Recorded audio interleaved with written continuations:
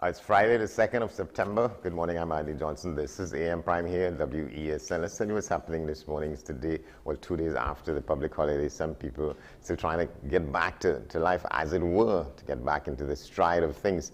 Well, we help you do that around here on a daily basis.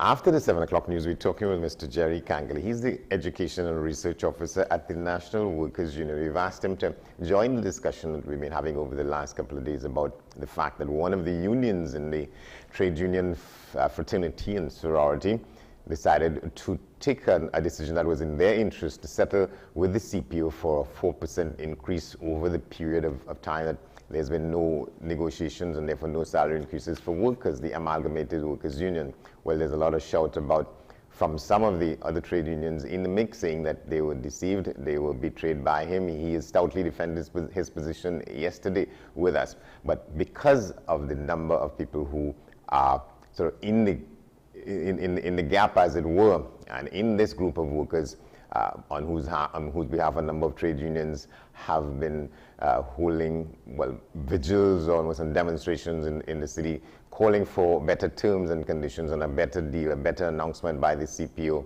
and they had a solidarity up to this point. We think that the issue is important enough to continue this discussion. So we're talking with Mr. Kangley after the 7 o'clock news about how he sees it. What is happening? What is the impact of that decision by the Amalgamated Workers Union? We'll get to those things.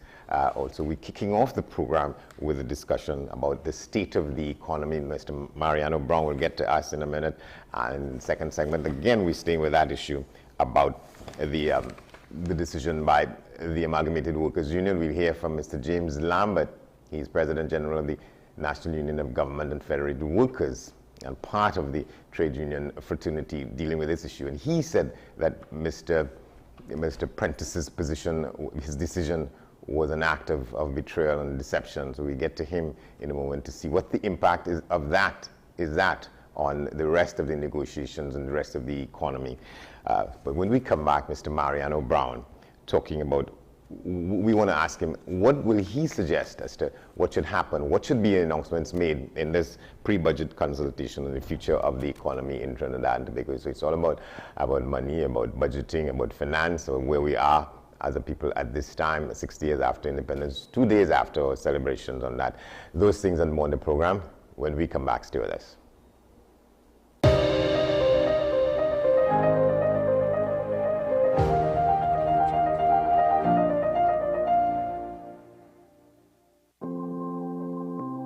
Multiple sclerosis is a chronic inflammatory condition affecting the central nervous system. Being with someone who has MS, you have to have a lot of patience. You have to have a lot of faith. It's difficult to diagnose until I was even in Mount Hope Hospital for about 3 weeks. See, I'm sitting here, and all of a sudden it'll feel like somebody trying to pound some needles or a nail on their foot. That is so painful. Unfortunately, there is no cure for MS at this point in time. MS creeps upon you. So I had one attack, and by 4 years after that, I had the second attack, and then they said yes to MS.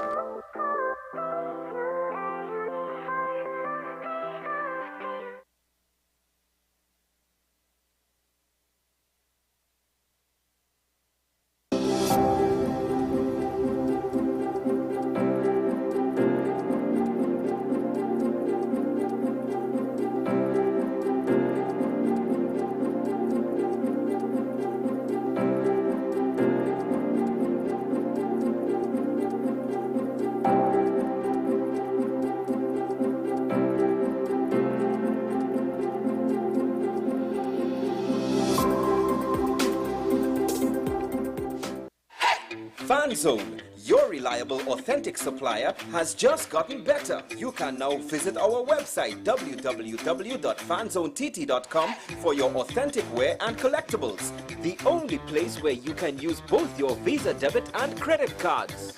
Visit our website fanzonett.com to make your purchase today.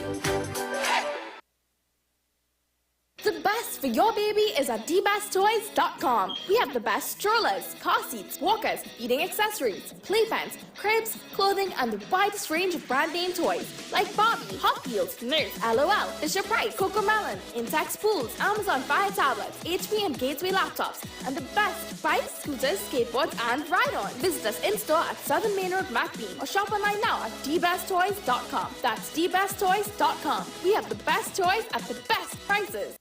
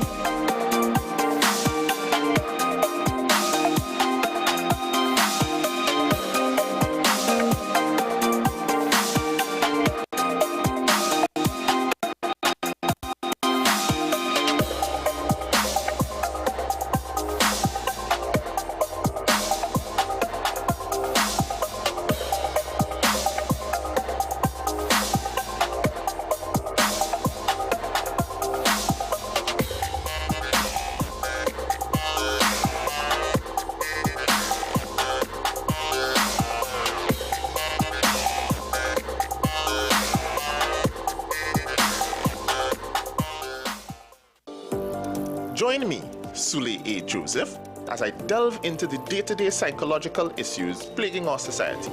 We will discuss behaviors that encompass the biological influences, social pressures, and environmental factors that affect how you think, act, and feel. Sight, Thursdays at 11:30 a.m., only on WESN, Content Capital.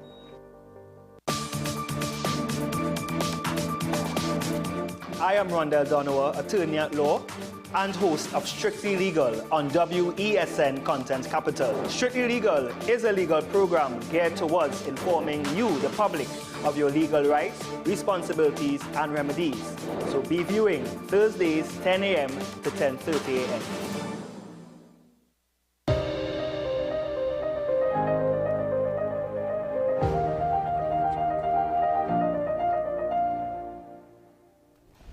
Welcome back. Well, he's with us now, someone who speaks with great authority on matters having to do with finances and economic management. We're talking with him in the context of this consultation on the future of the Trinidad and Tobago economy, the consultations having to do with the budget, the next national financial package for Trinidad and Tobago. Mariana Brown, a former government minister, now a business management consultant. Good morning, good to see you, and a good friend of us here at WESN. Good morning. Well, how are you? Well, I'm tempted to raise an issue about, I see you in conversation with the people on what is the line TNT Patriots about this question about who has done well and who hasn't and why not and so on. That's an interesting discussion. I'm just a bystander looking on, but I salute your determination to engage in these matters. Yes, well, I mean, there's some statements that could pass and there's some statements that can't. So you have to respond, you respond. Yeah. All right. So tomorrow, God willing, I know that there's a group of people organizing to have some kind of a forum on what we will hear about going forward with the budget and financial management in the country and so on. We're happy that you could come on and talk with us about that this morning. I want to ask you, before you get to what might be said, and your response to it, what would you propose as to how we go forward with a national financial statement for Trinidad and Tobago at this time? Well, a couple of issues. I think, first of all, you have to determine what priorities are. And priorities have to be managed. I think that's the first point. Our position has been for quite some time that we throw money after problems. And throwing money after problems doesn't necessarily get you the results that you want. So I think the first thing we have to start off with is what is the priority, what are the results that we're looking for, and determine is the money best spent or how it's being spent, is it the best way, and how can we find some efficiencies. Well, that's what you do fundamentally when you're managing any kind of organization, any kind of appropriation. That's a critical issue moving forward. And I think that's something that has been missing from our governance model for quite some time. If we at all we were there at the beginning, we certainly have lost our way in terms of that management effort. And that's a key point, I think, right?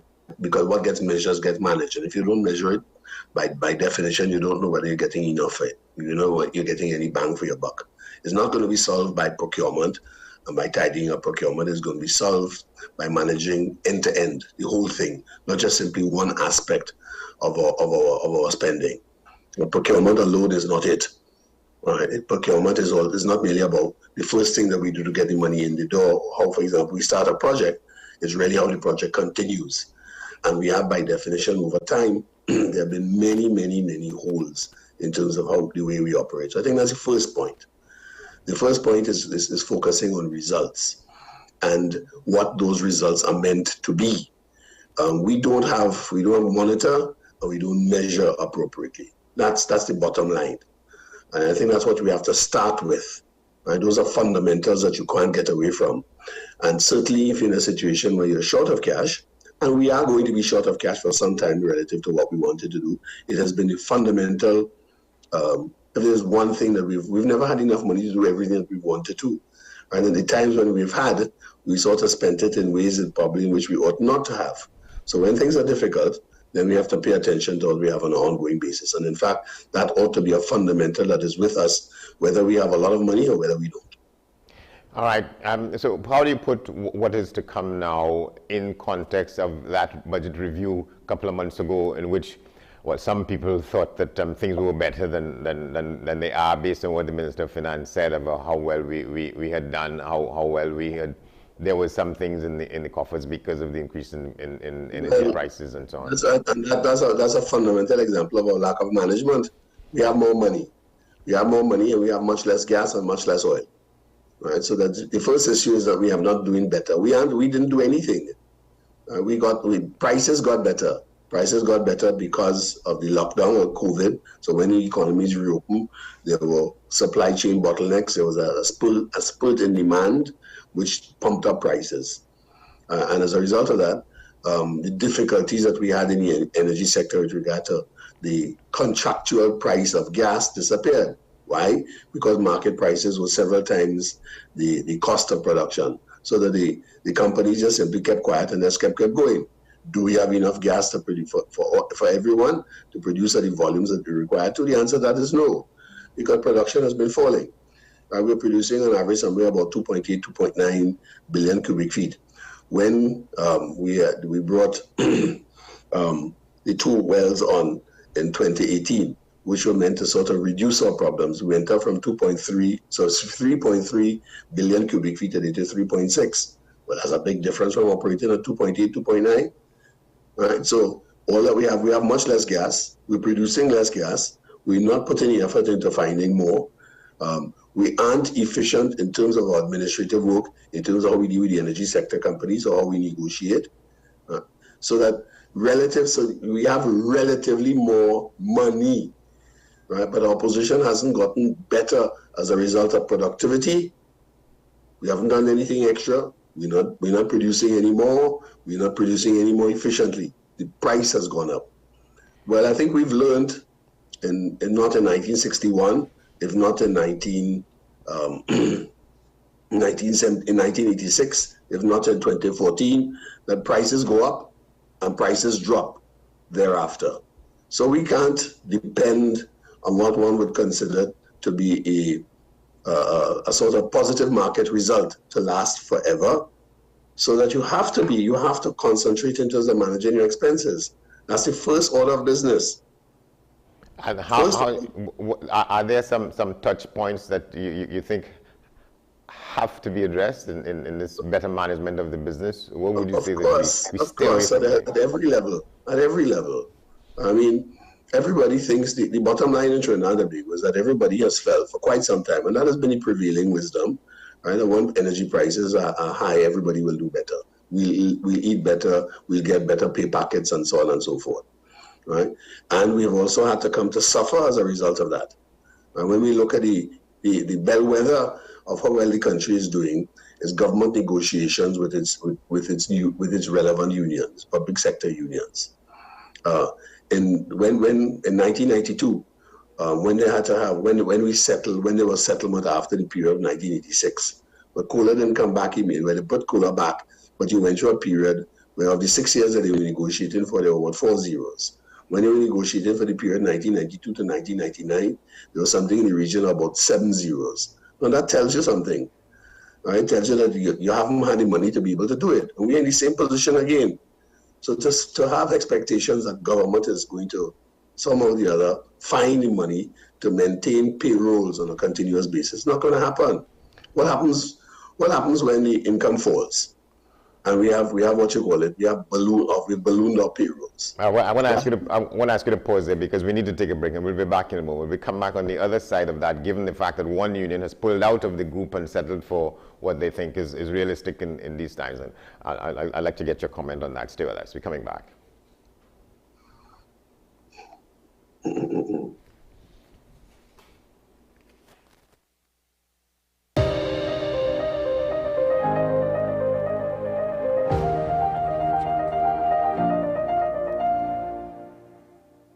Happy Independence from Motor Care and Maintenance MCM Limited for all your vehicle repairs, diesel and gas. Approved vehicle inspection station. Celebrate and enjoy life in your fully electric and hybrid Mini. Happy Independence TNT from LaFast Motors. Nuance Security and Solar Systems Limited, ensuring value with renewable energy solutions for all. We celebrate with TNT, Medical Associates Private Hospital, offering cutting-edge technology for all our customers' health issues. You can become a highly trained emergency response professional that can operate in the health, corporate, industrial, and educational sectors. Tech EMS courses include EMT, AEMT, paramedic, BLS, ACLS, PALS, First Aid, CPR, AED, and other courses. Register early for September 2022. What's your choice? Choice Optical. That's my choice.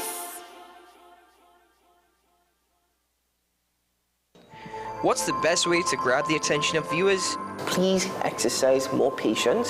You have to be kidding me. Doing what we do best. I'll say at the very least it's a conspiracy of laziness against the people. Join me, Keaton Shaw. And me, Sean Michael Small, for Talking Point. Weekdays from 8 a.m. to 9:30 a.m. We go in-depth on the trending issues and engage the most controversial newsmakers as we get them to account to the people for their actions. You can't go to the government with nothing. You can't go to cabinet with an empty hand, with a wish. I'm glad that we're having this a sober, mature discussion. In the present situation, I expect a continuation of the chaos. Join us for the discussion, Mondays to Fridays, only on WESN, the content capital. Welcome to the American University of Barbados School of Medicine. We offer 2 comprehensive MD programs, 5.5-year program for high school finishers, and 4-year program for college graduates. The American University of Barbados has been accredited with the Barbados Accreditation Council, BAC, and has been accredited by CAMHP. As the medical school has affiliate hospitals at Baltimore and Chicago in the USA and the Caribbean islands. Register early for September 2022. The Guide family has been serving TNT for over 70 years. From the management and staff of JE Guide Funeral Home and Crematorium, Happy Independence.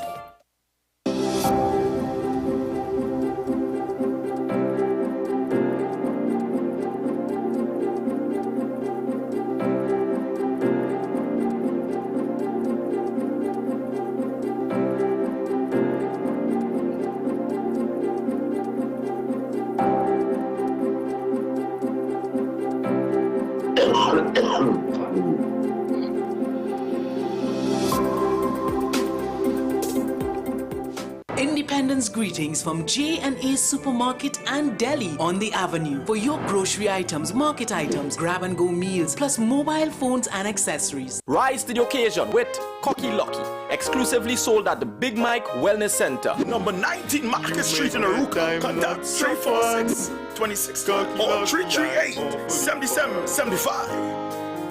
Christmas is coming. The Retail Warehouse Christmas Village is back with great deals. So check us in-store or online today. When you need land, a home, or investment property, step-by-step property consultancy and management can help you. Happy independence.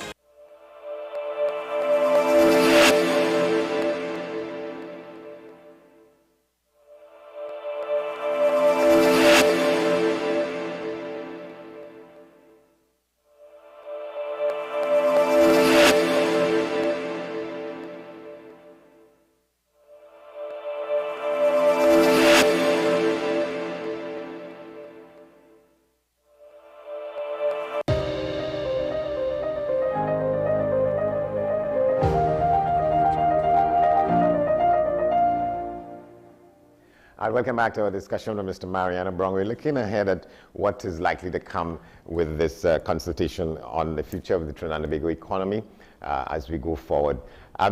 So I'll ask you to comment on place in there the fact that one of the trade unions decided to break from the pack and settle for the government's offer of a 4% increase between the period 2013 to now, and well, all hell is threatening to break loose around that. Is that trade unions looking at the thing in realistic terms, in your view? I think they were very realistic and very sensible. If they want to hold out for, if the others want to hold out for a larger amount, then that's fine. That's up to them. The reality that's facing us moving forward is not all that strong. I mean, I make the fundamental point. The reality is 70% to 80% of our foreign exchange comes from one source, right? And that's essentially natural gas, right? And if the point is natural gas is approximately, in terms of volume, 10 times the amount in terms of 60,000 barrels. And you have to compare what is 60,000 barrels of oil relative to our next door neighbors at maximum production, 4 million barrels of oil a day. Right? Or in the case of Guyana now, Guyana is producing a newbie to the field, but they're producing at the rate of 330,000 barrels of oil currently a day, and likely to reach to 1 million in the next 3 to 4 years. I mean, so 60,000 barrels a day doesn't count. So there's only one real number that you need to pay attention to, and that's the production of natural gas. The production of natural gas at 2.7, 2.9 is way below what was a low figure, 3.6 in 2018. That's the reality, right? And we have to focus on that. And we've done nothing to fill that gap, right? And if you're not filling that gap, then the reality is that government is in possession of a windfall. If you give an increased salaries on the basis of a windfall, what happens when the windfall blows away? Right? You end up with salaries that you can't pay. Right? Government has not demonstrated its willingness or its capacity to trim its employment numbers. And that's why I say that the critical issue is monitor, measure, and manage.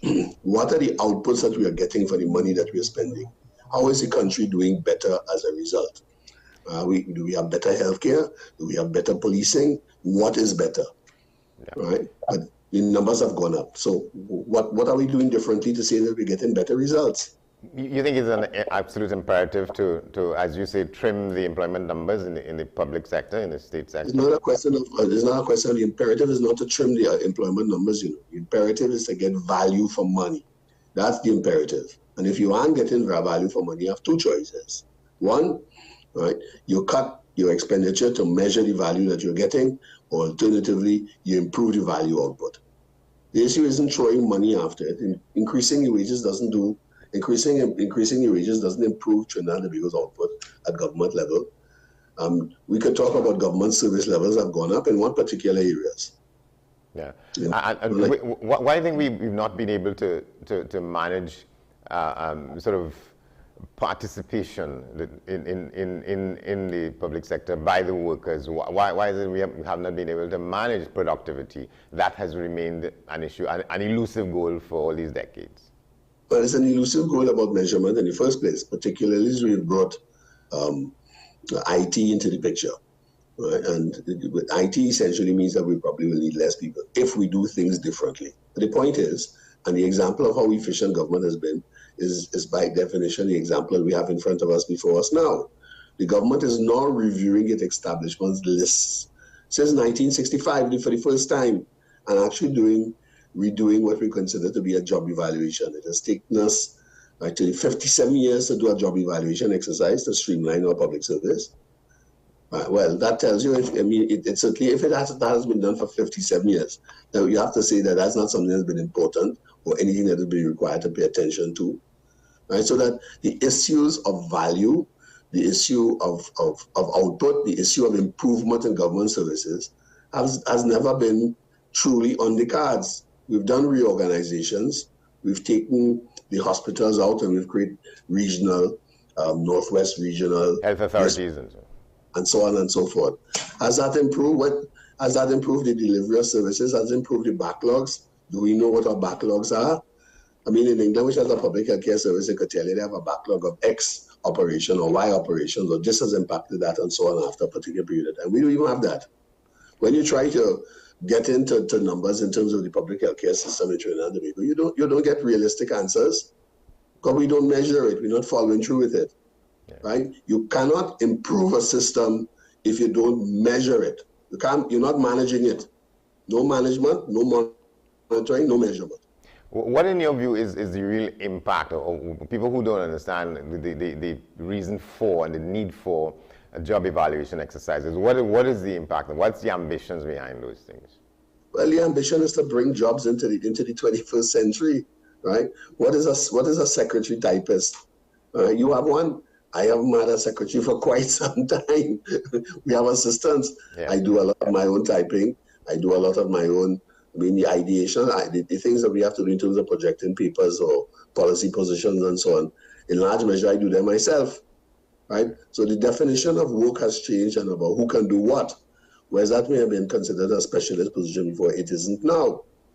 Right? And we also have, we use a lot more IT-friendly devices. There's no such thing as a typewriter. A typewriter is a foreign thing in an office, right? The only people who keep dot matrix printers are, for example, airlines. Why? Because they minimize in their costs, right? But everywhere else, you're talking about a complete different level, a different kind of approach altogether, right? Your paper costs are completely reduced on the basis of being able to publish online and everything else and so on. When you go to a ministry website, how much information is there? Is it up to date? I mean, it's sometimes a little ridiculous. You go to a ministry is undertaking a particular initiative, and the best information they have is 2018, 2019. Serious? I mean, we're not serious. We can't be. All right. So we got to go, but you're not really excited about hearing anything that is going to be said. Well, I mean, it's interesting to listen to it. I mean, we're not going to hear anything new. Right? And this is not a consultation. This is an exposition. Yes. We have 5 people going to stand up and put up some graphs and say, fellas, look, this is what's taking place. Right? So what we're going to get is their interpretation of events. Right? And no disrespect to Mr. Imbut. Mr. Imbut is a politician. He has political ambition. So by definition, his glass is always going to be filled up. And that's the position he's going to come from. He's going to try to tell us everything is rosy or getting better. It isn't. Right? There are serious challenges. These challenges are not new. We've had these challenges since 2014. Right? Yeah. We have to basically address them. And you don't think that is going to be forthcoming? No. All right. We've told the country that we don't have enough money to do that. Okay, good. So what are we focusing on? What are the imperatives? Right? I mean, this is what the country faced in 1981, 1983, when George Chambers presided over the committee that presented the imperatives of adjustment. Right? The imperatives of adjustment. I mean, Trinidad has been in this position since 1961. Right? Just before we're going into independence, the boom tapered off. Right? The net result 10 years later was 1971. Right? The boom tapered off in 1986, 1985, 86, and we got a 1990. Because expectations are out of whack. The reality is you have to tell the country, this is what we could do. These are the things that have to happen. And we have to understand that government can't do it all. And government is not immediate. If we want to improve exports, and we want to improve exports by 25%, what is the government going to do to improve exports? Which company it controls? NGC? NGC is not an exporter. NGC controls nothing where that is concerned. It's controlling the flow of gas that goes to the exporters, but the private sector does exports. That's where we have to talk about. That's what we have to talk about. All right. And if government continues to hog resources then the private sector is not going to grow. We need the private sector to grow. That's what the conversation is. All right, some difficult days ahead. So thank you very much for sharing these perspectives with us. And let's see what comes out on the other side. Thank you very much. You're welcome. Take care. Mariana Brown, on what to expect and what not to expect, given the realities as he's outlined them here this morning for us. We're going to come up with Mr. James Lambert in a moment, but first let's take a look around the region. We take our first dab. Let's see what comes up. Stay with us. Because when the government want to do what they want to do, they will implement this. And when they want to take it off, they will take it off to suit them. So you got a big event, anybody could go anywhere. So I think that this thing about, I know they had the scientific whatever, you know what I mean, theories about it. But at the end of the day, man, whatever it works, then it can work now. So this 3 feet thing, to me, it only hamper a lot of business and crush a lot of small businesses. You understand me? And a lot of men, and the entertainment man, kind of go, man. But a lot of men that in that area and that field suffer a lot because of that. And a lot of people in other areas, a lot of loss. And the stipulation was only implemented as they like. Even when they like. So the 3 feet in on 6 feet or all that gone. To me, could have gone ever since. Could have gone ever since. Very happy about it because now I could socialize with my friends instead of always being 3 feet apart, and I could sit closer to them and we could have a fun time. So I'm actually feeling very elated about having 3 feet removed, because before my teachers wouldn't have let us go to sit next to each other or talk together, so I'm actually feeling very happy about it now. I think it should be free, like there shouldn't be no more distancing. For my one part, I can enforce it still. Right? Then you get this here and right here, good. But if I see a lawless crowd like that disappearing and gathering. Still being safe. Yeah. You can't let down your guard so. But a lot of people don't build up their immune system and that kind of way. You will suspect of the rate. So I try to avoid the large crowd. I feel now I can be closer to my friends. When I go out with my friends, now I don't have to be way apart from them. Or when I go to eat, no, I cannot be as far as I normally would. No, I could put my mask on now, since my friend will be closer to me and I'll be even Back to safer. the program. We as a union must operate on principle, and what Prentice did on Monday by accepting the 4% offer by the CPO represents a great day for workers and the unions. While we are disappointed, we are not surprised by his action. Those words attributed to Mr. James Lambert. He's the President General of the National Union of Government and Federated Workers, one constituent element in the constellation, you might say, of trade unions in the country, trade union groupings in the country, and they were responding. He was among those responding to the decision by the president of the Amalgamated Workers Union to accept the 4% as offered on the table by the government's chief personnel officer in discussions about wage increases for workers in the public sector. Mr. Lambert is our guest with us now. Good morning. Good morning.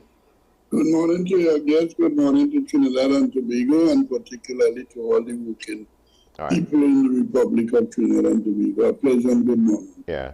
I want to ask you, what is the impact on the rest of the negotiations, on the rest of the trade unions who are sitting down with the CPO in one grouping or the other by the decision of Mr. Prentice to sign on for this 4% increase? How does that impact the discussions going forward for the rest of you? Well, I think then that what has happened has not really created any problem pertaining to the rest of the trade union leaders, because we have met and we have decided, as you are aware, there was a press conference, and we have decided categorically that what he has done... We are seeing only from your nose down. I don't know if you want to address it. Right. Right. You come forward. Yes, I'm saying that what has happened have not perturbed anything pertaining to the rest of the trade union leaders, because we are quite satisfied that the offer that has been made definitely is unacceptable and which we would not accept. What he has done, he has exposed himself to the betrayal of the trade union movement. And when you make the point, as I rightly said, that I am disappointed but not surprised, because it is not the first time that Comrade Prentice has made such a move. You may recall he was also a member of the National Trade Union Center, of which I am the president. And he left. We hadn't any problems pertaining to say that he intimated any dissatisfaction in the manner in which we have been operating. And he just left and he went to JTOM. Well, we had no qualms because we said it's an umbrella body, and if he's desirous of doing the same, we will continue. And in light of that, we still embraced him as a comrade. Because in 2012, when we were doing our last negotiation with the People's Partnership, when we had received 12%, the workers at Amalgamated, their rate of pay was less than what NUGFW workers were receiving. And we went to the table and we requested of the CPO that we should have an alignment of the same rate, because we are all public sector daily workers, and we are of the view that it ought not to have a different rate. And we did, and in fact agreed. And today his rate is the same as all the public sector workers. And during that said period, when he was asked, he told the nation, I didn't tell Lambert to negotiate nothing for me. So he has always been like that. So in these negotiations now, that is 2014 to 2022, we agreed as the daily rated union, that is contractors and workers, and amalgamated at NUGFW, that we will operate collectively, jointly, as the three daily rated unions within the public sector. And they all agreed that I would head that negotiation during discussions, notwithstanding that they were not allowed also to discuss during the meetings. And all the meetings that were held, 4 to 5 of them, Comrade Prentice, Comrade DeBeek, and myself with the rest of members went to the CPO. We did it, in fact, at a virtual, and we put forward our case, what it should be. And he was on all fours with us. He made statements that how that is not in interest of the workers and how wicked the PNM is to give 4%, not consolidating COLA. And we all agreed. So that is where the disappointment came in, that after all of that, not knowing that separate from the meeting that we had jointly, that he was meeting with the CPO separately without informing us what his intentions were. Yeah, but he said that you all weren't negotiating, and he wanted to negotiate on behalf of his members. And he had met with the CPO 5 times, and yes, my interpretation of what he was saying is that you all he was present. During discussions. He even came to NUGFW head office, and all 3 leaders, meaning the big from contractors in San Fernando, Prentice and his general secretary, and myself, and so on, and we all met and discussed what strategies that we would be meeting. I even tabled that we ought to have an alignment, because when we look at the 3 collective agreements that are presently there, we realized that there was some variation in certain allowances, and we met, we discussed, and we even formed a committee of the 3 unions. I put my first deputy, amalgamated, had a representative, he was there, and the contractors, to meet with the CPO, and they agreed on what the alignment should be, of which we have. So when we heard him boasting, saying that he dealt with alignment, he did not deal with anything. That is what we all discussed and agreed. He also went to say that he negotiated for the retirees, and that is untrue. The point remained, that was the last thing that I rest on the table with the CPO that we are dissatisfied that retirees was not considered as it relates to the 0% for 2014, 15, and 16, that they would not benefit anything from that. So in light of that, I requested that then we should have a one-off payment at least for the retirees, and what was said to us by the CPO, he has to go back to his superiors, meaning the Minister of Finance and whoever, before he gets back to us. So that was not the saying or doing of Prentice from Amalgamated. Yeah, right, but so even on that simple thing, he lied to his executive, saying that he negotiated. What we have found difficult, we are not going to accept. We are not going to accept $4,000 for 1 year from 2014 to 2015 for retirees. So what has happened to those who have retired in 2016, 2017, 18 and up the road, of which it is no fault of theirs? But he says fundamentally that there's no money and that he took what is possible and what is available in these circumstances now. That is no one. I did not hear you clearly. There is no money. Yeah, that is his position, that the 4% is, from his estimation and his calculations, that's the best that he thinks that could be on the table, and rather than waste time ganging up on the system and so on, he moves for what was practical. But the goodly gentleman, during the 5 meetings that was held, when we met as leaders and discussed, he intimated quite clearly the government is trying to fool why it is then that they could have find money to do each and everything possible that they want to do, only there is no money to pay public sectors. Johnson, we have to realize that the public sector workers have sacrificed and has continued to sacrifice on behalf of the workers they represent and the country as a whole. And the government of the day is not saying what he has said, because the Prime Minister went in his normal political platforms. Instead of meeting with us and discuss the economic situation of the country, of whilst we are fully aware, and indicate to us X, Y, and Z. But he goes to Belmont, he goes wherever he feels, on his political platform, and make his speeches.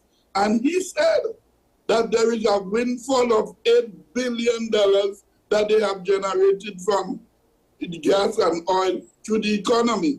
And he has already spent 2, and he has 4 more, 6 billion, and he's not sure. Why it is that the people who have sacrificed, the public servants who have to carry out the policies of government, the nurses and the doctors who now have sacrificed all of us through this COVID pandemic, but there is no money put aside. So when is he going to pay? There is a history by the People's National Government. Whenever they are in power, there is always no money. There is always, Johnson, if you could recall, when the People's Partnership came in 2010, we were fighting at 5%. If you may recall, yes. The PNM government had offered us a 5%. We went throughout the country appraising the workers and the citizens of the country that 5% was unacceptable. All right, but Watson Duke accepted it, and you all had vilified him at the time, but now he's in the fold again. So probably this is no. What I'm trying to show to you, there is always no money whenever the PNM government is in office, and soon after, what we got 9% in 2011 and 12% in 2012, and there was no money. And when they came in, you know, as usual, every government that comes into office always says that the treasury empty. So PNM government has a history. But I want to say to you, this is the worst government that has ever been. Because during these negotiations, we also placed, and that was done by Sister Debate. Why can't we then, if there is no cash, there is no money? What about bonds? If you may recall, in the earlier days, Chambers offer, Robinson offer, there were bonds.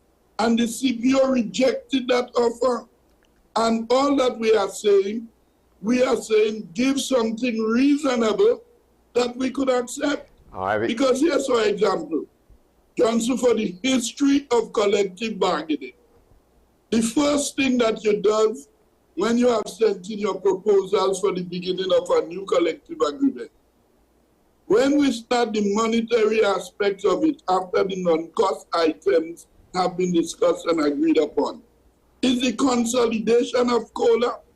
From the history of collective bargaining in Trinidad and Tobago, it is the first government that have said there is no consolidation of COLA.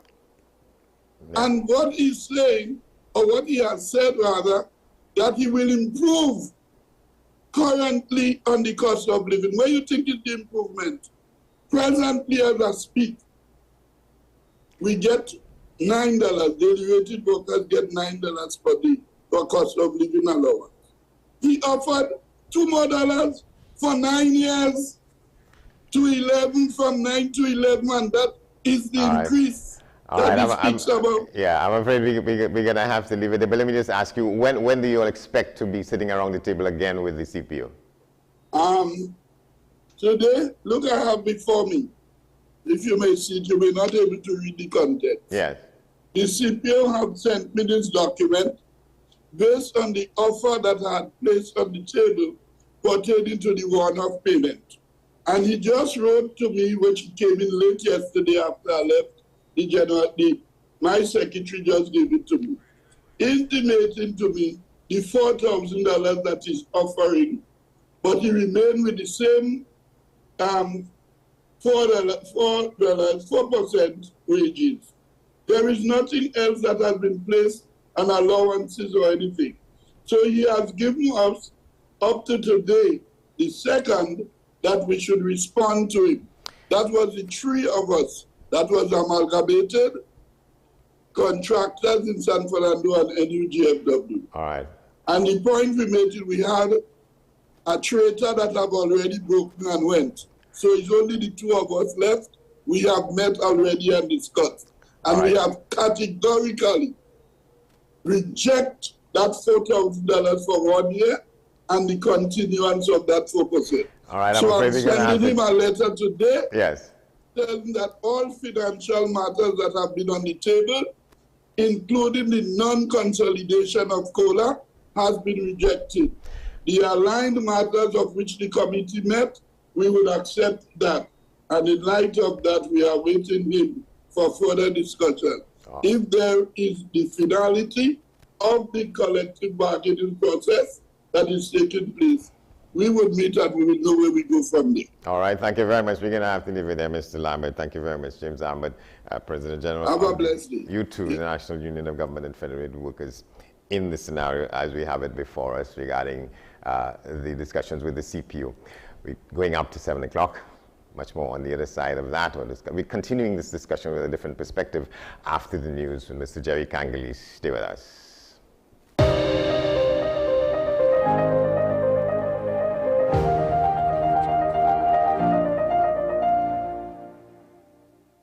Happy Independence from Motor Care and Maintenance MCM Limited for all your vehicle repairs, diesel and gas. Approved Vehicle Inspection Station. Celebrate and enjoy life in your fully electric and hybrid Mini. Happy Independence TNT from LaFast Motors.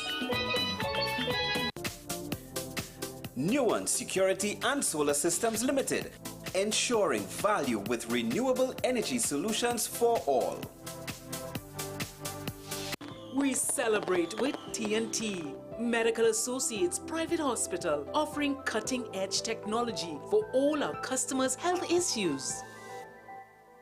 You can become a highly trained emergency response professional that can operate in the health, corporate, industrial, and educational sectors. Tech EMS courses include EMT, AEMT, paramedic, BLS, ACLS, PALS, first aid, CPR, AED, and other courses. Register early for September 2022. What's your choice? Choice Optical. That's my choice.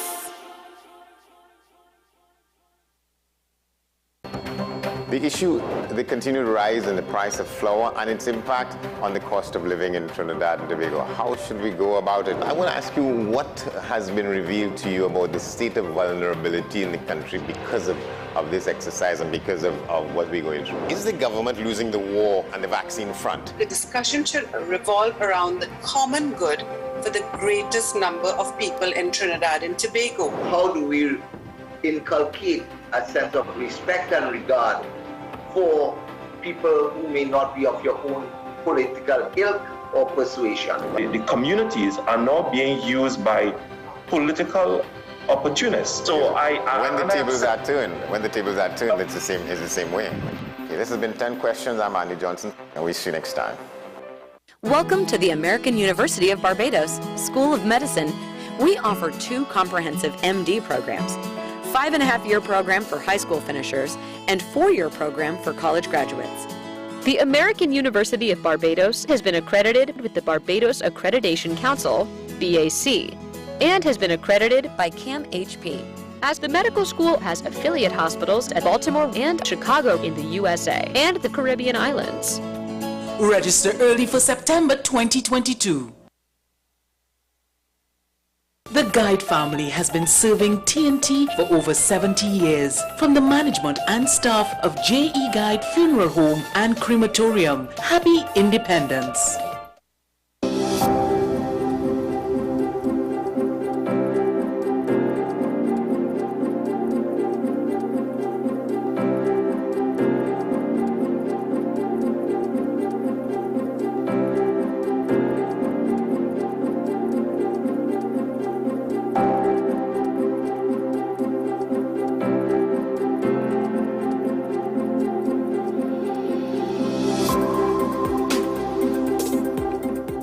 Independence greetings from J&A Supermarket and Deli on the Avenue. For your grocery items, market items, grab-and-go meals, plus mobile phones and accessories. Rise to the occasion with Cocky Lucky, exclusively sold at the Big Mike Wellness Center. Number 19 Market Street in Aruka. Contact 346 26 or 338 7775. Christmas is coming. The Retail Warehouse Christmas Village is back with great deals. So check us in-store or online today. When you need land, a home, or investment property, step-by-step property consultancy and management can help you. Happy Independence.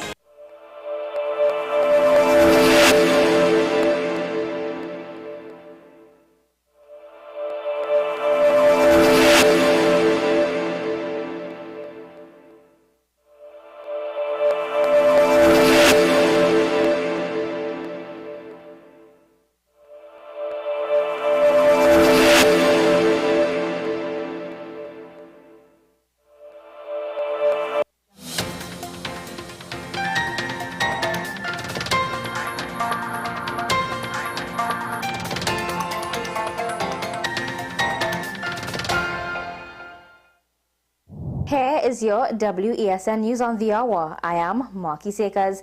Thanks for joining us. Here are the headlines.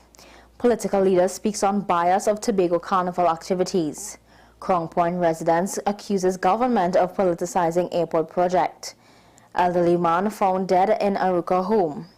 And internationally, 3 Canadian police charged in toddler shooting death. Now for the details. The political leader of the Unity of People, Nkosi Phillips, is claiming that the Progressive Democratic Patriots-led Tobago House of Assembly is rubbing shoulders with major carnival promoters whilst not incorporating smaller interest groups.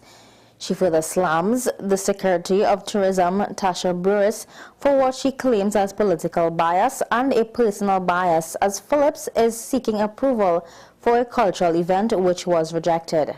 Speaking with state media, Phillips emphasized the rejection by also noting that they are yet to receive a meeting with Chief Secretary Fali Augustine and Minority Leader Kelvin Morris. What is happening in Tobago, and a lot of people don't want to say, but I am just going to be straight out.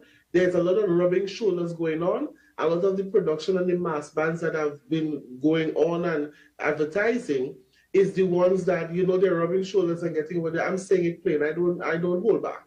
And a lot of the mass bands who actually been there for years, who have good production to give the real carnival, they are with the program, because up to yesterday we had a little online meeting and they still want the event that I'm doing. I would have reached out to the Secretary of Tourism along with the Chief Sec and the Minority Leader with the proposal. And so far I've got a shutdown from the Secretary of Tourism. And I find it was very disrespectful because it's the third time I'm dropping a proposal to her and she keeps on shutting down my proposal. And I know it's a political bias and also a bias on her point. Residents in the Crown Point area, Tobago, are in close proximity of the proposed airport project, have been given second eviction letters to vacate the premises, allowing the government to begin work on the project. The residents, however, says the matter remains before the court and all operations should cease. This, however, is not being done, and the residents believe the matter is being politicized. Whenever a matter is before the court, everything else ceases until a court ruling is given. But we can clearly see, based on the current operation, the state has proceeded with its operation regardless of the matter being before the court. So this shows to all of John public and the world that this is not a court matter. Although it is before the court, it is beyond the court, and the reality is this has become more of a political matter. The body of an elderly man was found in his Bonnet Gardens, Aruka home. Reports say residents observed a foul stench coming from the home of the 79-year-old Randolph Collette and called the police. Officers, upon searching the premises, found the decomposing body of the man. There were no visible signs of an attack. An autopsy has been ordered to determine the cause of death. And internationally, 3 Canadian police officers have been charged in the shooting death of an 18-month-old child in November 2020. The charges were announced following a nearly 2-year investigation by Ontario Police Watchdog and the Special Investigation Unit. The boy, Jameson Shapiro, was killed when police shot at the truck driven by his father following a report of a parental abduction. The police union say they are fully supporting the 3 officers. Well, that's News to the Hour on WESN. I am Marky Sekas. Thanks for watching.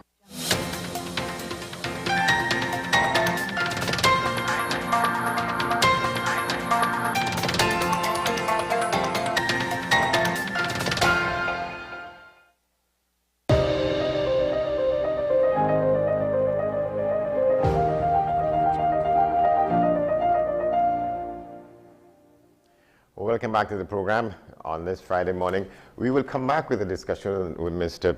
Jerry Kangle. He's the Education and Research Officer of the National Workers Union. We've asked him to sort of give us a perspective from an interested party, but not necessarily one who's involved in the middle and the thick and things of this issue with the CPO and the public sector unions, in the context of the fact that one of those trade unions, the Amalgamated Workers Union, has pulled out of the grouping and signed for the 4% as offered by the CPO and the government, and he's being called a traitor and a betrayer.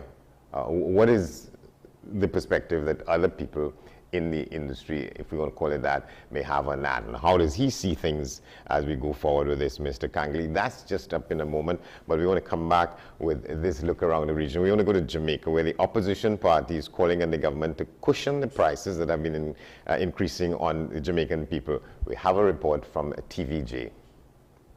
In a letter to the annual regional conference in St. Catherine on Sunday, PNP President Mark Golding says the government should slow the pace of debt reduction this fiscal year and allocate at least 2% of gross domestic product GDP to, among other things, increase NIS benefits, PATH benefits, poor relief benefits, and subsidies on fertilizer and other agricultural inputs for small farmers.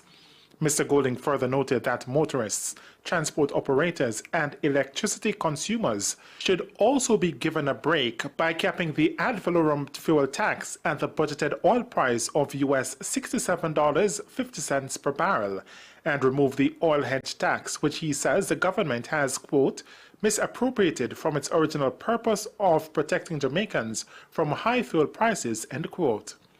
Now, this follows a slew of other criticisms from other members of the opposition, to include the Public Sector Compensation Review Program. As you know, public sector wage matters does not affect only those that are directly employed, but also the families of those who are directly employed. And a prolonging of that process, and more so in a manner that is not transparent, because the members are not aware of the full offering of the government to replace. Member of Parliament for St. Catherine Southern, Fitz Jackson, also chastised the government for the way in which a teacher migration crisis is being dealt with. He says with a number of teachers leaving for lucrative jobs overseas and the learning loss which has taken place due to the COVID-19 crisis, it will be a challenge in the classrooms come September. Less teachers and less trained, experienced, qualified teachers, that task is even more overwhelming. And therefore we are calling on the government to attend to the matter with some sense of urgency, because the task ahead is indeed enormous. And we also need to look seriously on the human capital that we have in this country. They are going to waste. We are having a lot of brain drain. We are losing our good citizens because we are not able to attract them to stay in the country. And I'm therefore appealing to the government for us to put things in place so that we will not lose any more of our teachers, nurses, our professionals, and our tradesmen.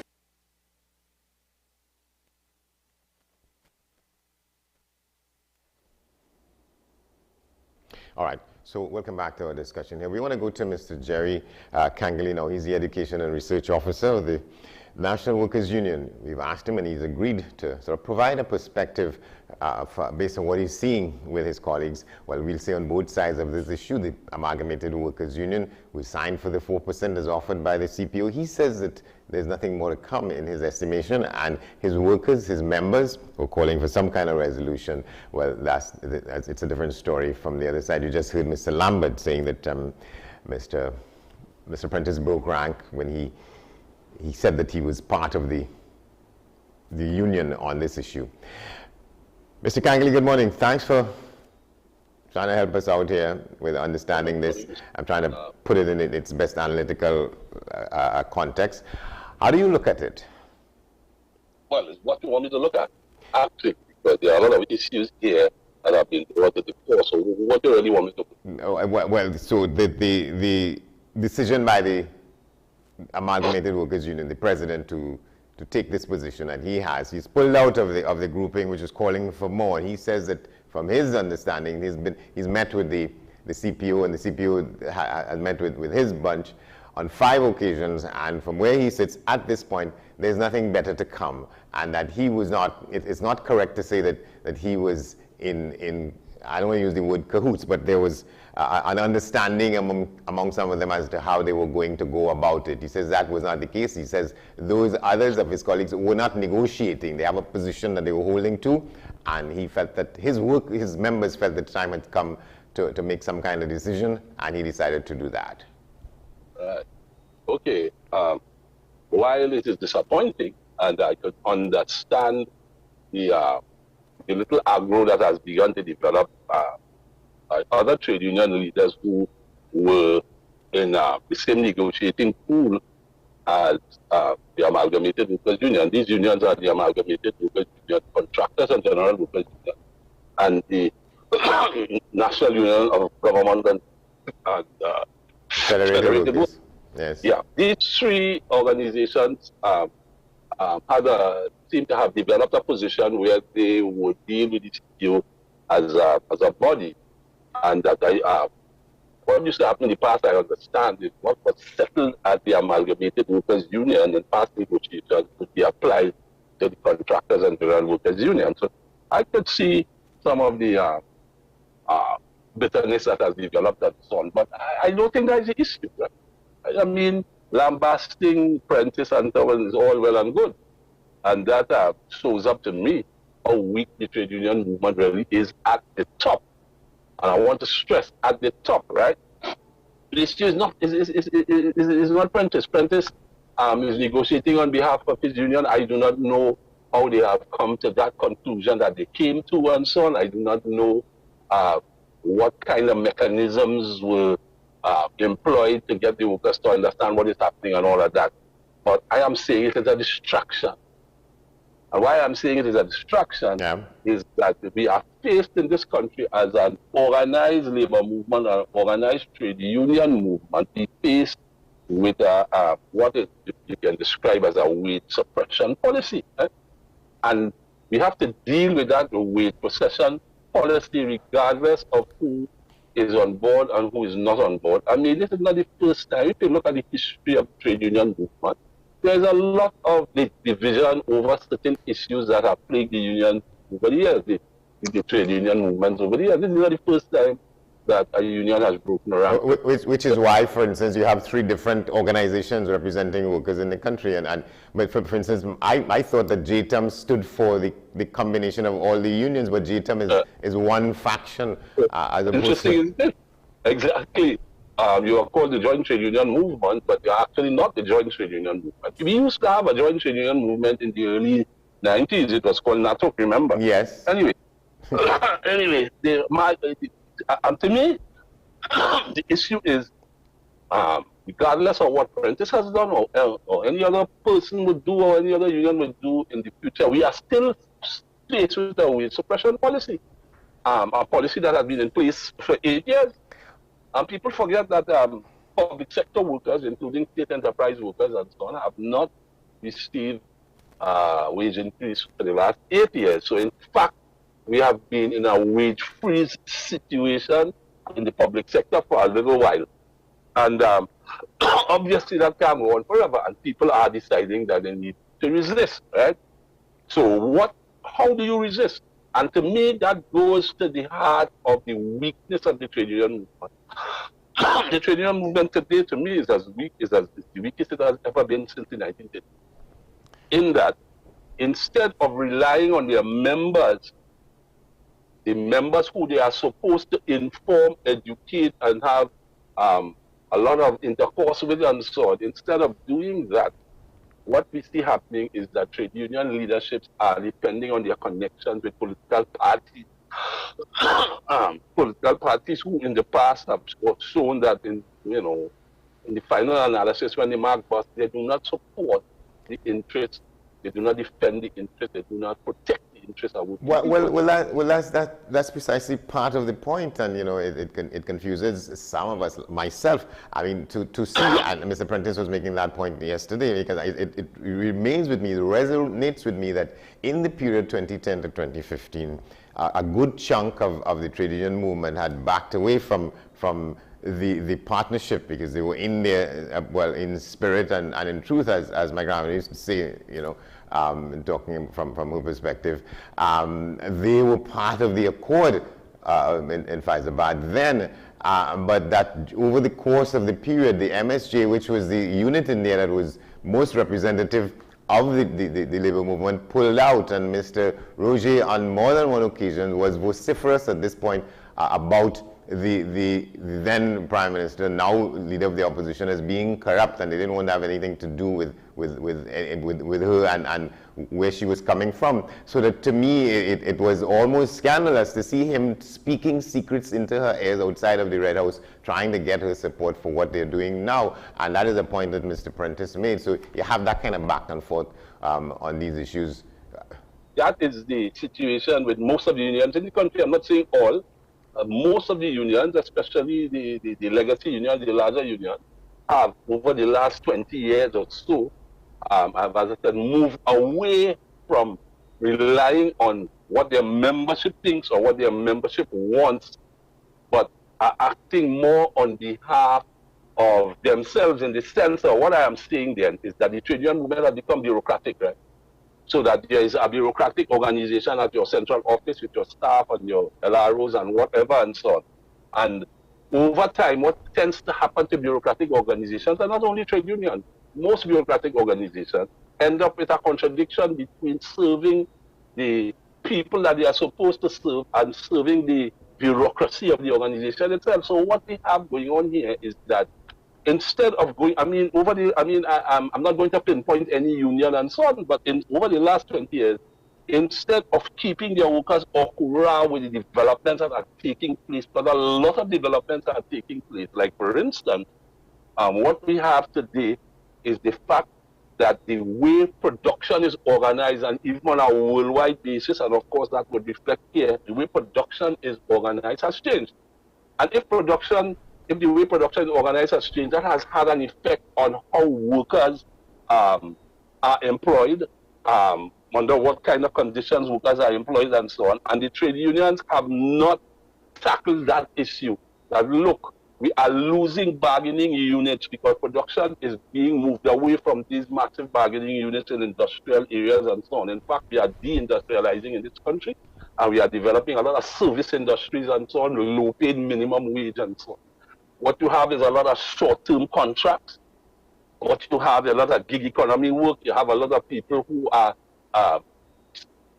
dubbed to be independent contractors when they are actually workers. You have a situation in this country where minimum workers are being grievously exploited.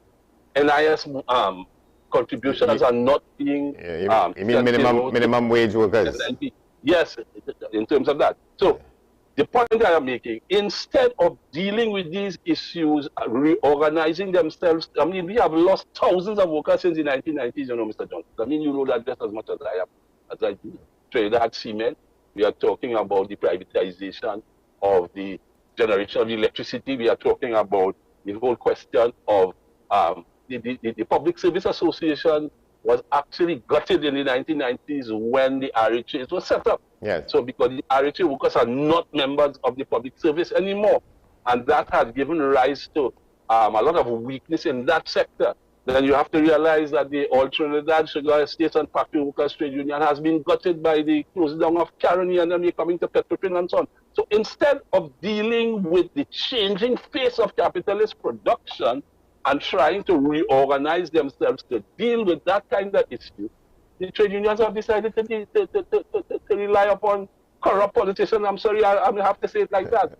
Corrupt political parties and so on who serve the interests of the 1%. I want to go back on your point about it, because it's it has been raised in these discussions over the last couple of weeks, but the concept of wage suppression policy, and you put that against what you say, the fact that there had been no negotiations for these last 9-10 years, as distinct from what the government is offering. You say there are two pieces of the same coin, and if you're saying that the argument about a wage freeze policy, if that is not simply picking out the fact that the state is saying, and this is what we could pay. It's not that, it's okay, you could correct me if I'm wrong, you could school me on this. My understanding of a wage suppression policy is that it is possible to pay more, but they are offering much less than what is viable, as opposed to saying, this is what we have and this is what we can pay. Okay. What you have done there is bring up the question of prioritization of expenditure, of government revenue and expenditure. For instance, I'm sorry I don't have that document, you know, but my comrade from Alva Allen had shown me a document. I'm sorry, I should have sent it to you. Yes. Where over the years, you are seeing what percentage of government expenditure goes to wages and salaries, and you'll be shocked. You know, I'm sorry I didn't have it, you know, 19%, 18%, that kind of thing. And it has not been increasing over the years, because what has been happening over the years is that people have been retrenched. So that what you have going on here is a situation where the question of, because they are going to argue that and so on, that, you know, we don't have any money and we can't pay, right? Let me point out something. It's not that negotiations are now starting. Most of these union negotiations are in the Ministry of Labor. These negotiations were initiated years and years ago and are stuck in the Ministry of Labor or the Ministry of Finance, you know, as this may be. and it is not that we are sitting here and people are not preparing proposals and sending in proposals and negotiating, but there is a process, and the process is, if the negotiations are not going well or breaking down, you go to conciliation in the Ministry of Labour and so on. And that is where most of those things are stuck, you know. So the question of prioritization of expenditure is a critical issue. And if we look around at what goes on in this country, we prefer to spend hundreds of billions and millions of dollars on highways to nowhere and overpasses and big buildings and all kinds of stuff and so on. Because, you know why? Because, you know, when you have a big ticket project going on, a lot of money that be passing and a lot of kickbacks and corruption takes place over these big ticket things. So it's not a question to me. We could argue that. You know, the government is arguing that. But let us argue that on the basis of the figures and the facts and so on. What percentage of government expenditure goes to wages over the years? Has it been increasing? Has it been decreasing? And so on. And I'm not just saying, well, we don't have no money and we can't pay. Yeah. All right. You know, that is not the issue. All right, the issue is, what is the purpose of government? Right. All right, we're gonna have to leave it there. But this is a very rich discussion. I wanted to ask you to I wish we could have more. Certainly, we will. You have my word on that. Thank you very much, Mr. Johnson. You have my word on that. We'll come back to it. Thank you very much, Jerry Kangali, Education and Research Officer of the National Workers Union. I think his perspective, putting the thing in a broader context, the unions versus the government, let's call it that. We will take a break before we're done here. Stay with us.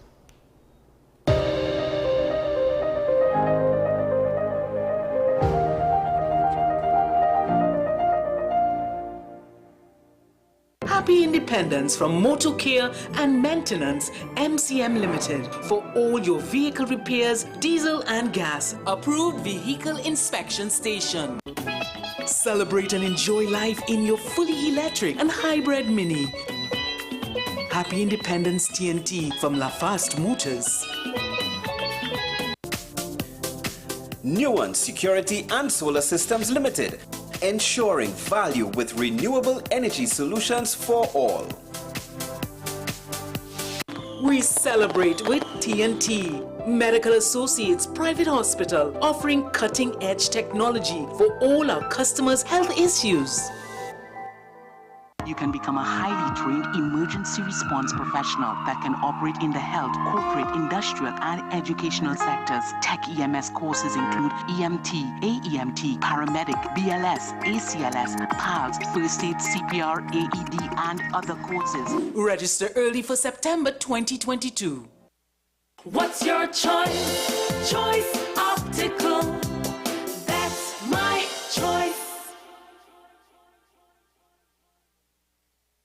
Welcome to the American University of Barbados School of Medicine. We offer 2 comprehensive MD programs, 5.5-year program for high school finishers and 4-year program for college graduates. The American University of Barbados has been accredited with the Barbados Accreditation Council, BAC, and has been accredited by CAMHP.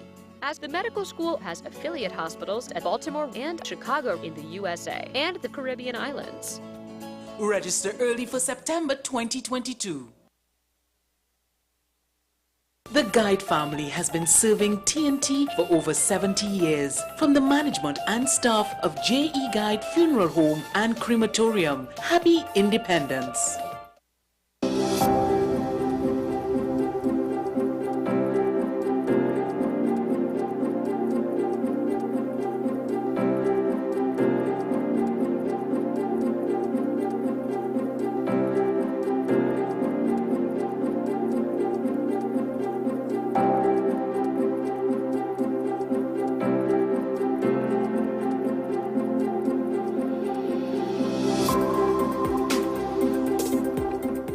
Independence greetings from J&A Supermarket and Deli on the Avenue. For your grocery items, market items, grab-and-go meals, plus mobile phones and accessories. Rise to the occasion with Cocky Lucky, exclusively sold at the Big Mike Wellness Center. Number 19 Market Street in Aruka. Contact 346 26 or 338 77 75.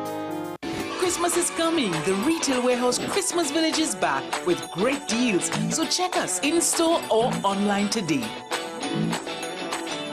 When you need land, a home, or investment property, step-by-step property consultancy and management can help you. Happy independence.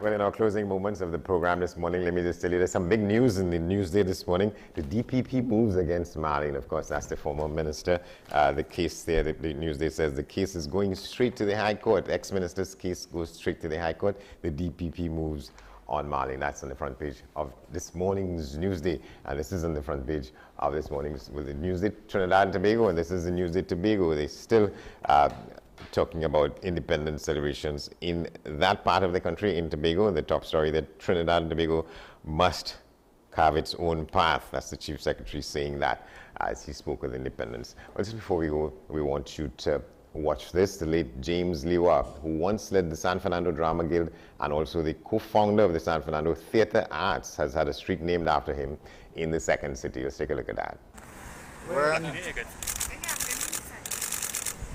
Look up at the sign.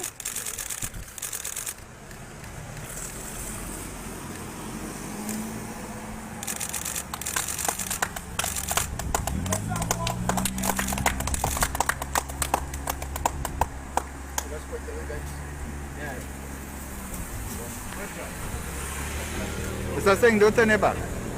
Use the other. Yeah, don't. Right. No, turn the other way and face the mayor knife. Great, nice.